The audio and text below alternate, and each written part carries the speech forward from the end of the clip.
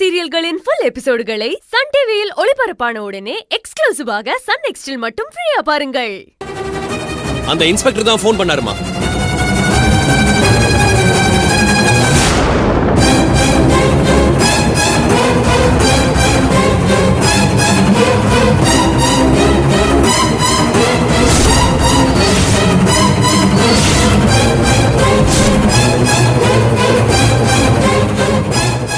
டேய், என்னடா பிரகாஷ் இது? அப்போ என் பொண்ணு கொன்னது நான் சொல்றேன்.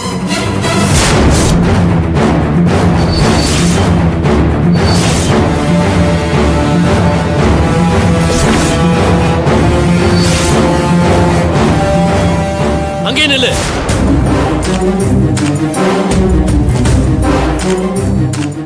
நீ எதுக்காக இங்க வந்த? போ இங்க இருந்து. பிரகாஷ் ப்ளீஸ், நான் சொல்றது கொஞ்சம் கேளுங்க. என்ன சொல்ல போற? உன் தம்பிய உயிரோட விடுங்கன்னு என்கிட்ட கெஞ்ச வந்தியா? அவனை உயிரோட விட்டுறாதீங்கன்னு சொல்ல வந்தேன்.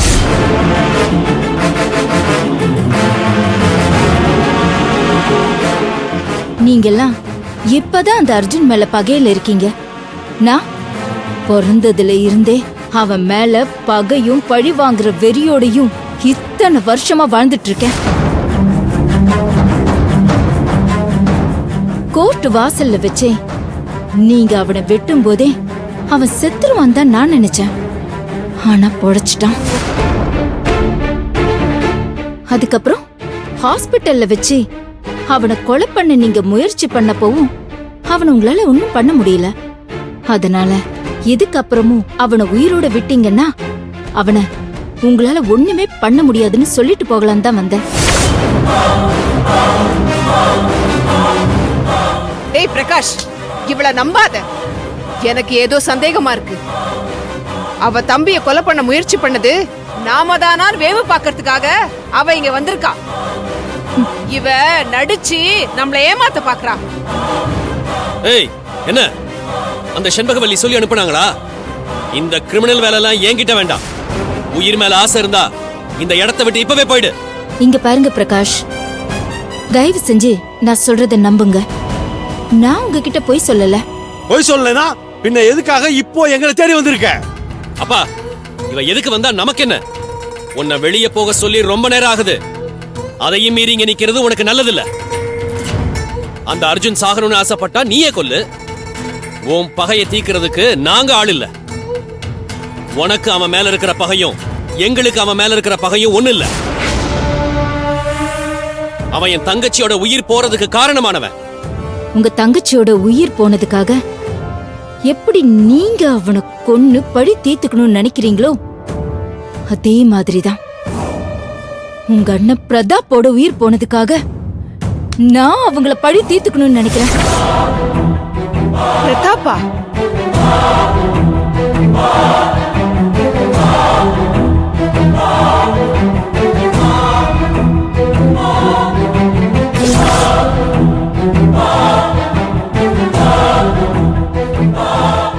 நீங்க எல்லாம் நினைக்கிற மாதிரி நான் சொத்துக்காக மட்டும் அந்த அர்ஜுனை கொல்லணும்னு நினைக்கல.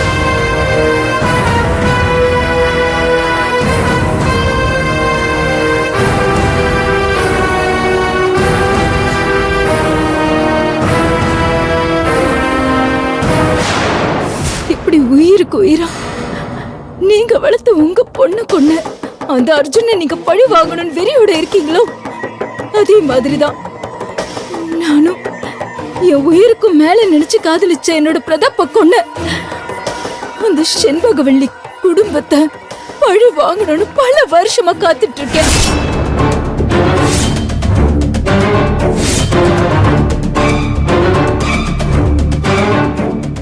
பிரதாப்ப நீ காதலிச்சியா? ஆமா, நாங்க 2 பேரும் ஒருத்தருக்கு ஒருத்தர் உயிருக்கு உயிரை நேசிச்சோம். உன் பேரு? துர்கா.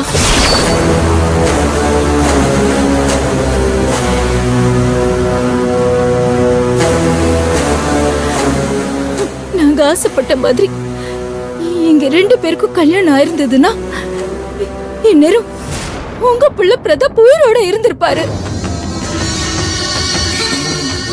நானும் அவரு கூட சந்தோஷமான ஒரு வாழ்க்கையை இந்த வீட்டுல வாழ்ந்துட்டு இருந்திருப்பேன்.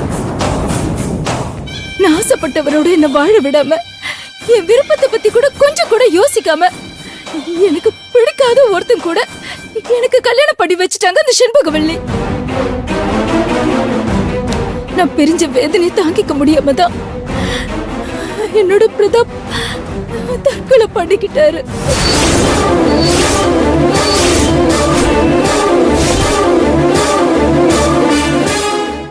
இது நாள் வரைக்கும் பிரதாப்போட நினைப்புல இருந்து என்னால வெளியில வர முடியல.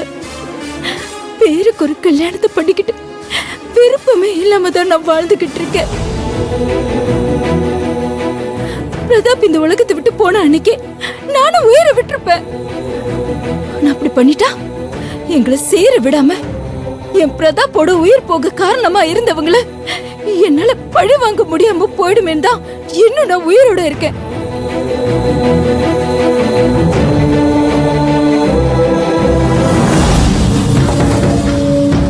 அப்போ பிரதாப்போட தங்கச்சின்னு தெரிஞ்சுதா நீ என் பொண்ணு நிக்கிதாவ உன் தம்பி அர்ஜுனுக்கு கல்யாணம் பண்ணி வைக்கணும்னு நினைச்சியா? ஆமா, ஆனா நானா நிகிதாவை கூட்டிட்டு போனேன். பிரதாப்போட சாவுக்கு பழி வாங்கறதுக்காக நிகிதாவே தான் அர்ஜுனை கல்யாணம் பண்ணிக்கிறதுக்காக வந்தா. ஆரம்பத்துல அவங்க எல்லாரையும் பழி வாங்கறதுக்காக தான் அர்ஜுனன் நிகிதாவுக்கு கல்யாணம் பண்ணி வைக்கலாம்னு நான் முடிவு பண்ணேன். ஆனா போக போக நிகிதாவுக்கு அர்ஜுன் மேல ஒரு பிரியம் வர ஆரம்பிச்சுச்சு. அவளும் காதலிச்சிட்டான்.